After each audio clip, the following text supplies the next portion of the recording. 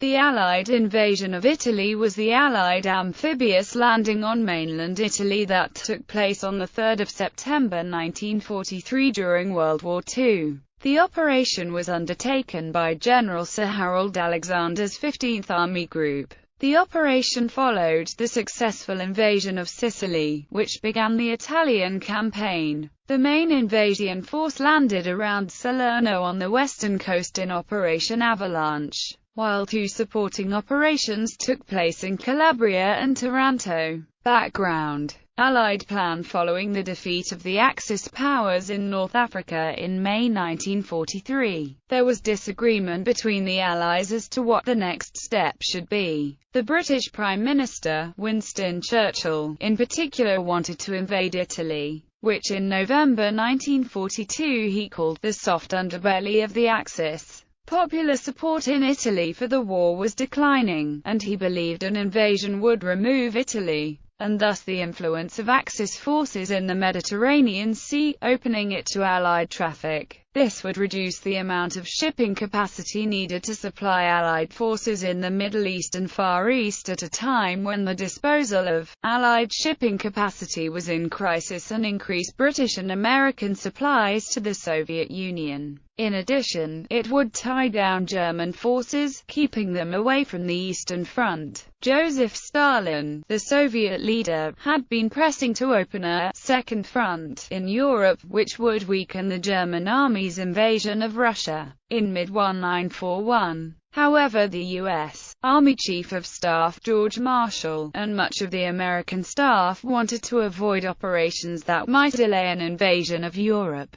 Discussed and planned as early as 1942, which finally materialized as Operation Overlord in 1944. When it became clear that no invasion could be undertaken in 1943, it was agreed to invade Sicily, with no commitment made to any follow-up operations. However, both Churchill and Roosevelt, the President of the United States, accepted the necessity of Allied armies continuing to engage the Axis in the period after a successful campaign in Sicily and before the start of one in Northwest Europe. The discussion continued through the Trident Conference in Washington in May, but it was not until late July, after the course of the Sicily campaign had become clear and with the fall of Benito Mussolini, that the Joint Chiefs of Staff instructed General Eisenhower to go ahead at the earliest possible date. Joint Allied Force Headquarters were operationally responsible for all Allied land forces in the Mediterranean theater, and it was they who planned and commanded the invasion of Sicily and the Italian mainland. The Allied invasion of Sicily in July 1943, codenamed Operation Husky, was highly successful, although many of the Axis forces managed to avoid capture and escape to the mainland. To the Axis, this was viewed as a success. More importantly, in late July a coup deposed Benito Mussolini as head of the Italian government, which then began approaching the Allies to make peace. It was believed a quick invasion of Italy might hasten an Italian surrender and produce quick military victories over the German troops that could be trapped fighting in a hostile country. However, Italian resistance proved relatively strong, and fighting in Italy continued even after the fall of Berlin. In addition, the invasion left the Allies in a position of supplying food and supplies to conquered territory, a burden which would otherwise have fallen on Germany. As well, Italy occupied by a hostile German army would have created additional problems for the German commander-in-chief, Albert Kesselring. Prior to Sicily, Allied plans envisioned crossing the Strait of Messina, a limited invasion in the insteppe area, and advancing up the toe of Italy, anticipating a defense by both German and Italian forces. The overthrowing of Benito Mussolini and the Fascista made a more ambitious plan feasible, and the Allies decided to supplement the crossing of the British Eighth Army with a seizure of the port of Naples. They had a choice of two landing areas, one at the Volturno River basin and the other at Salerno, both at the range limits of Allied fighter planes based in Sicily. Salerno was chosen because it was closer to air bases, experienced better surf conditions for landing, allowed transport ships to anchor closer to the beaches, had narrower beaches for the rapid construction of exit roads, and had an excellent pre-existing road network behind the beaches. Operation Baytown was the preliminary step in the plan in which the British Eighth Army, under General Sir Bernard Montgomery, would depart from the port of Messina on Sicily, to cross the Straits of Messina and land near the tip of Calabria on 3 September 1943. The short distance from Sicily meant landing craft could launch from there directly, rather than be carried by ship. The British 5th Infantry Division of 13th Corps, under Lieutenant General Miles C. Dempsey, would land on the north side of the Toe, while its 1st Canadian Infantry Division would land at Cape Spartivento on the south side. Montgomery was strongly opposed to Operation Baytown.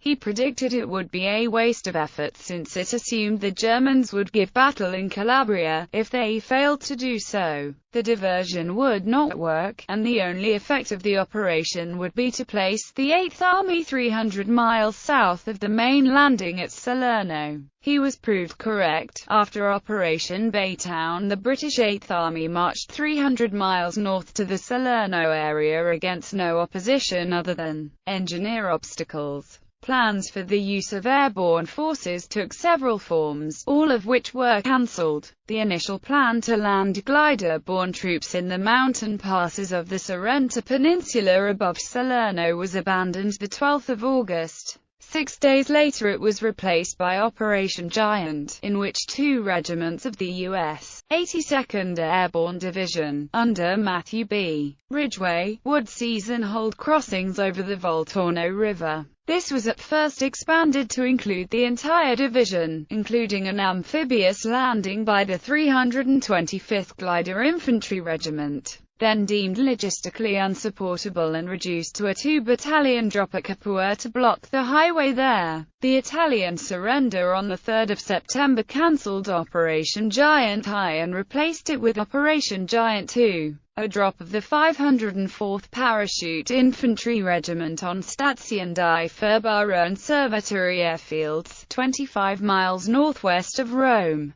to aid Italian forces in saving Rome from the Germans, a condition of the Italian armistice, because the distance from the Allied beachheads precluded any substantial Allied support of the airborne troops. Brigadier General Maxwell Taylor, the 82nd Airborne's Assistant Division Commander, was spirited into Rome to assess the willingness of Italian troops to cooperate with the Americans. Taylor's judgment was the operation would be a trap and he advised cancellation, which occurred late on the afternoon of the 8th of September after pathfinders had already taken off aboard their troop carrier aircraft. The main landings were scheduled to take on the 9th of September, during which the main force would land around Salerno on the western coast. It would consist of the U.S. 5th Army under Lieutenant General Mark Clark, comprising the U.S. 6th Corps under Major General Ernest J. Dawley, the British 10th Corps under Lieutenant General Richard L. McCreery, with the 82nd Airborne in reserve, a total of 8 divisions and 2 brigade-size units.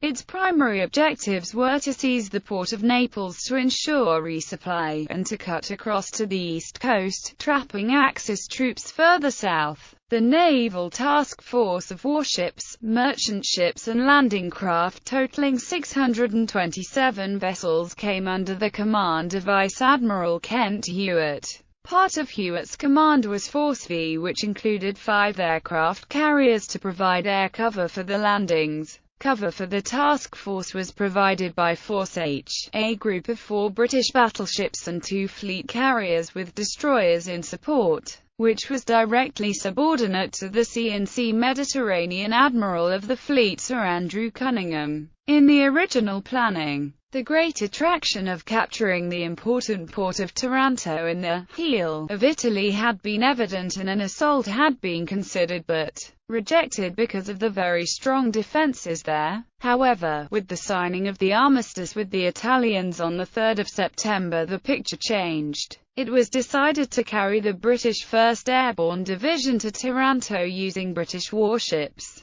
seize the port and several nearby airfields and follow up by shipping in British Fifth Corps and a number of fighter squadrons. The Airborne Division, which was undergoing training exercises in two locations 400 miles apart, was ordered on the 4th of September to embark on the 8th of September. With such short notice to create plans, Operation Slapstick was soon nicknamed Operation Bedlam. The Avalanche plan was daring but flawed. The Fifth Army would be landing on a very broad 35 miles front, using only 3 assault divisions, and the two corps were widely separated, both in distance, and by the Seal River. Clark initially provided no troops to cover the river, offering the Germans an easy route to attack, and only belatedly landed 2 battalions to protect it. Furthermore, the terrain was highly favorable to the defender. Planning for the Salerno phase was accomplished in only 45 days, rather than the months that might be expected.